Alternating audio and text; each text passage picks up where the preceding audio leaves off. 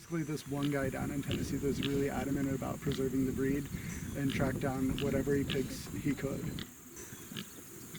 The rate of growth is much, much slower, and that's again where the commercial industry didn't want them.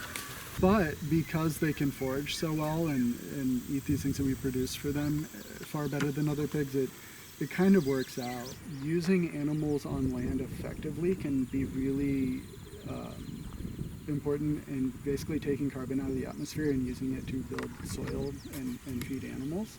And so that's been mostly done with like ruminants like cattle and sheep and goats because they're grass eaters. When you're grazing animals, and it's really unrelatable to pigs, and so that's kind of why we do things differently.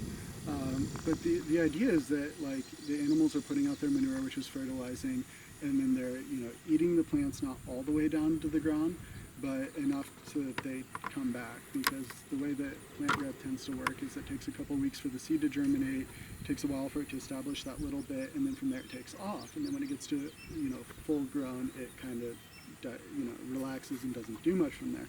So if you can take it back down and keep it at that constant growth rate, you're using photosynthesis to grow, which is pulling carbon out of the atmosphere.